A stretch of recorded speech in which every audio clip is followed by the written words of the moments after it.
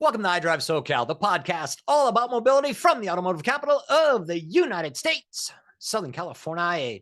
Tom Smith here, and this podcast is something a little new. It's an additive to my weekly newsletter.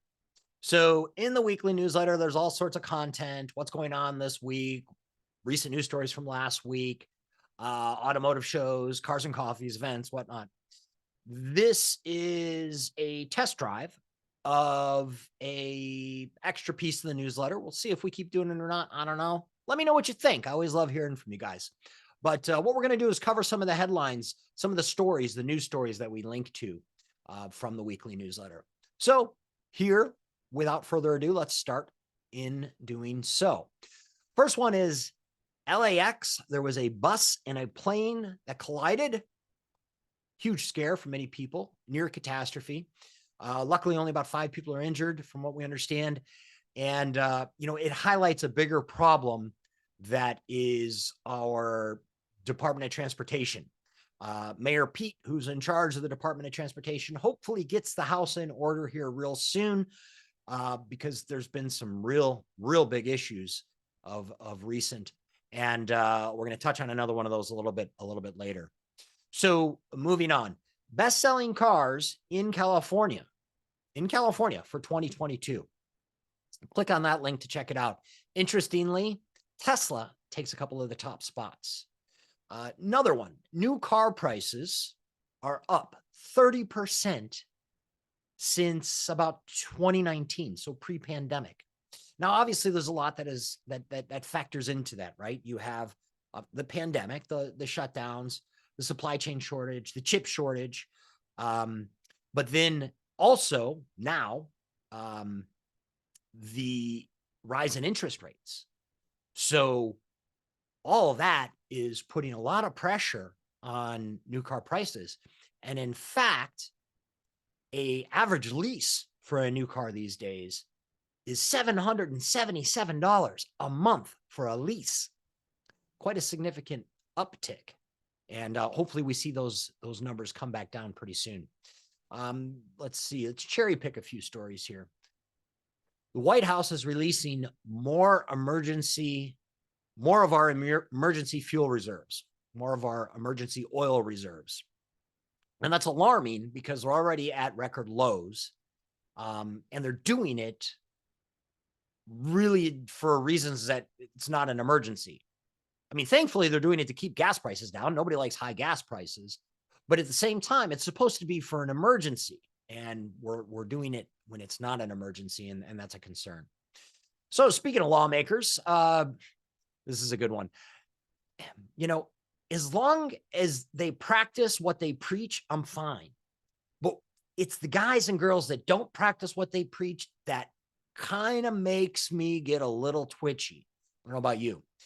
But so there's one in the East Coast. He's on the East Coast, and he's a big green guy, right? He's hammering home the green energy, and hey, sustainable energy, green energy, everybody's for it. But in this case, he's hammering home all of the Green New Deal stuff while driving a couple of gas guzzlers, and topping it off, running around violating where he should be parking with all kinds of traffic violations on both of his vehicles, thousands of dollars, almost $10,000 in traffic violations. So yeah, that's one of them that's kind of like, really, buddy? And then speaking of the Greens who think they don't have to follow their own rules, Bill Gates, he says he's special. Because while we have to eat worms and bugs to save the environment, it's okay for him to fly privately everywhere to tell everyone that they have to behave that way to save the environment because Bill Gates is special. Okay, Bill, thanks. Another story this one's really interesting. The coming war on electric cars. So we're experiencing a transition right now. That's part of the reason why I started iDriveSoCal a little over 5 years ago now, is I saw this transition happening. It's happening. If you follow my stuff, you know that maybe it's going to be all electric, maybe hydrogen, maybe something else. I don't know. But the coming war on electric cars, It's an interesting take on the whole green thing. So think about that. Once we get to electric, are we going to be okay? Can us guys and girls feel safe that we get to drive our now electric cars? Or are they going to be coming after us for those too? I don't know. Interesting take in this article. So let's skip down a little bit. Okay. Mayor Pete, sorry, buddy, you're getting it again. So huge train derailment in Ohio, spewing toxic fumes all over the place. Environmental damage still unknown, probably not going to be known for a while.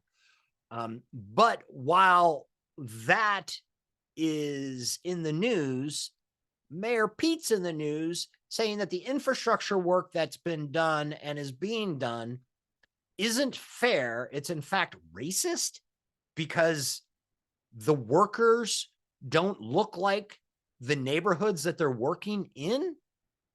Come on, man. I mean, that's probably been every infrastructure project ever anywhere, including the United States. Come on, Mayor Pete, get transportation right, especially here in Southern California, because our gridlock on the highways is crazy. Moving on.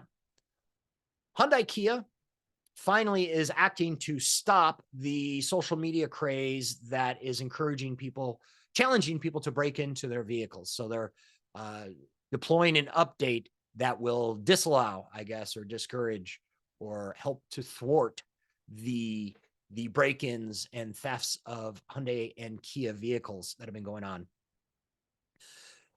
Moving down just a little bit more, Ford's chopping heads in Europe as part of its electric vehicle shift. That's a bummer. EVs are sparking battery recycling revolution. That's a good thing. That's great. I have a link to an interesting concept car. It's kind of a car. It's kind of also a electric rolling futuristic tiki hut. Check that one out. Let's wrap this up, shall we? Used to be in the news business. I used to be in the news business, and we always like to finish the newscast on a light note, on a happy note, if we could. And in this case, we can. I have two stories for you. One, a good Samaritan is getting blessed with good karma for doing good. A lady who previously had to walk to work, while walking to work, stumbled across a stash of $15,000 cash. She gave it to the police, who got it to its rightful owner. And as a way to pay forward her good deed, she's being awarded a new car. So she doesn't have to walk to work anymore. That's fantastic. Love that. Now, this last one, you got to click on the link and follow through to the video. I believe it's an Auburn basketball fan, drains a 94-foot putt to win a new car. This is one of those little competitions that happen during a sporting event where it's like, sure, the odds of anybody actually succeeding in this, whatever contest it is, are always super long. In this case, a 94-foot putt across the length of a basketball court, where the guy drains it, wins the car, crowd goes wild, and it's cool. So thanks for tuning in. For iDriveSoCal, I'm Tom Smith. We'll see you soon.